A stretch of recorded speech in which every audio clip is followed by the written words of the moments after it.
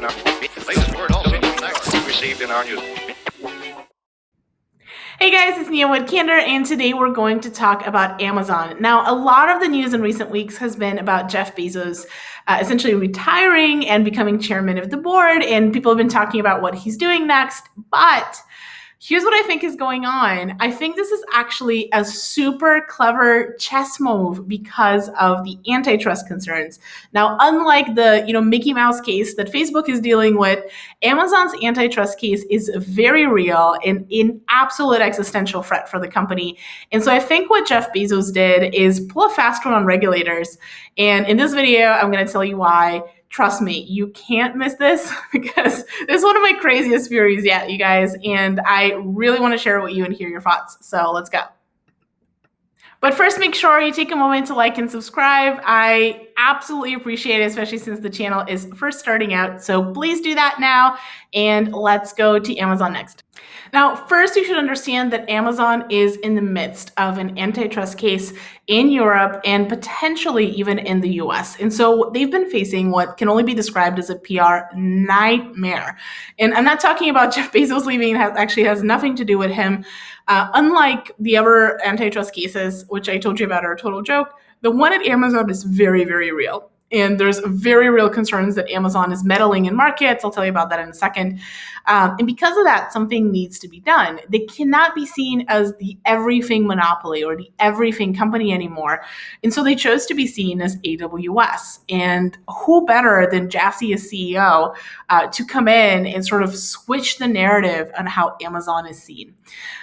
So let me tell you a bit about the antitrust and how all of this connects. Okay, so let's talk about antitrust in case you don't know what it is or you're not familiar with it. Essentially, due to the way that legal thinking changed in the 80s, antitrust law works in the following way. Something is considered to be a monopoly only if it poses damage to consumers. So for instance, if I do something that damages my competitors, damages the market, damages other companies, but does not damage consumers, I would not be considered a monopoly. And Jeff Bezos obviously has played this perfectly because what does Amazon do at its core? It saves money for its customers. It does the best thing for the customer by making something more efficient, making something cheaper, making something faster, which up until now has helped Amazon escape any antitrust scrutiny because, again, there's no damage to the customer that can really be proven here. But things are changing. Namely, two things you should know about that regulators are really concerned about. First, there's about 3 million third-party sellers on the Amazon platform and on the marketplace. And now this comprises about half or almost half of the company's e-commerce sales. And it's bringing in very substantial revenue for Amazon. Whereas in previous years, Amazon was basically taking everything it got and reinvesting it back into the company. Now we're actually starting to see things in the black and not just in the red. The second thing you should be absolutely aware of for the kind of antitrust conversation is search results. Amazon has very, very massively started dominating search. So they're right behind Google when it comes to product searches, and they're eating a substantial part of that traffic. In fact, many people don't go to Google anymore when they want to buy a physical product. They start their search on Amazon. And so that has put Amazon in a position where if I'm someone who's selling a physical product, it is more, it's kind of the only place I can go and list, or at least is believed it's the only place I can go and list because most people start their searches there. So I would, not be making as much money, or maybe would be a disadvantage if I listed with, like Facebook Marketplace or Google Shopping or whatever else, because most searches start on Amazon. Now, the problem and where antitrust comes in is if Amazon is seen as the only shop in town where merchants can go, then the way that Amazon conducts business really comes under scrutiny here. And some of the things that Amazon is known to do is anytime that something is working on the platform, they turn around and replicate it and make money off of it. So they're not just the platform provider like other marketplaces. So think about eBay, think about Google Shopping, or think about Facebook Marketplace. Amazon has special special advantages that none of these other companies have.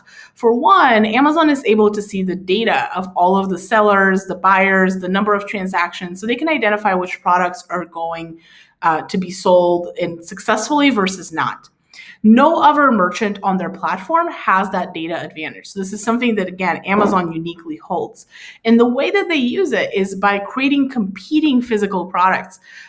Anything from, camera tripods like the one I'm using now to like dishes, sheets, all sorts of household goods or professional goods, and they compete against their own sellers on their own platform. And this is the reason why antitrust has become a very, very big concern, and why Amazon no longer wants to be seen as the marketplace or the everything company, because it's dangerous for them. If this is what they're seen as, then yes, they're going to get more and more and more and more squeezed and scrutinized in that direction. So they need to change the narrative entirely. And when Jassy is CEO, they're now going to be seen as the AWS company, the cloud company. So I think this change in CEO is incredibly strategic and emblematic. And I don't think it has anything to do with Jeff Bezos being tired of being CEO at all. All right, so a few metrics to round this out. How is AWS actually doing in the midst of all of this? This is actually a very interesting time for AWS. AWS is about half of all of the operating income at Amazon, which is extremely substantial. So switching the narrative to where the AWS company is actually plausible. Because of how they're doing financially so far. Their growth is slowing a little bit, which kind of has given a good opportunity for Google and Microsoft to both grow.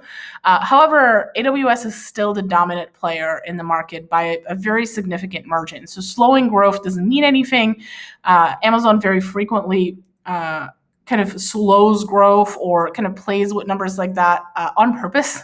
So I wouldn't read too much into it unless it's happening in multiple consecutive quarters. And they also have invested in making their own chip.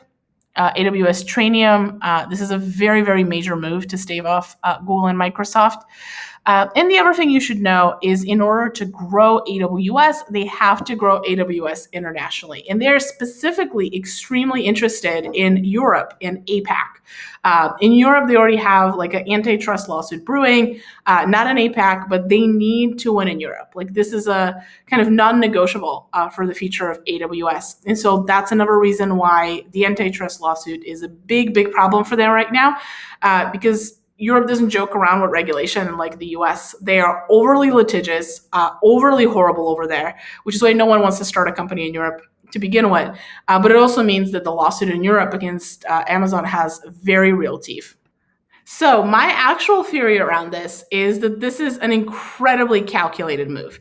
I don't think Jeff Bezos just woke up one day and said, hey, I have a new girlfriend and I want to go build rockets now full time and kind of sick of Amazon. No, I think Jeff Bezos is always like 10 steps ahead of any regulator. The way that he's basically ran his company so far has very remarkably kept him out of any kind of trouble. And so now I think this is a crazy calculated move to avoid antitrust. And there's a few things that compound here. First, again, the narrative being AWS and Jassy being selected as CEO as a replacement. But also something else that's really emblematic is changes in the S team, which is the closest kind of team to Jeff Bezos, known as the kind of execution team or the killer team, the S team. So they had some turnover last year. One of the people that left was the head of consumer for Amazon, Jeff Wilkie.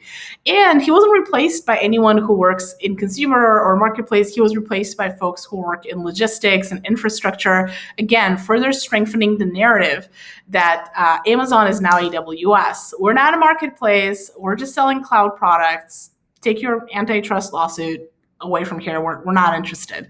That's what I think is going on. I'm curious to see if you guys agree with me. Let me know what you think below. And also let me know what you think about Jeff Bezos retiring and working on space of all things. I don't know if you're team Elon or team Jeff. I am very strongly team Elon on this one. But I'd be curious to see what you think too. Let me know. I'll see you in the next video, you guys. Take care.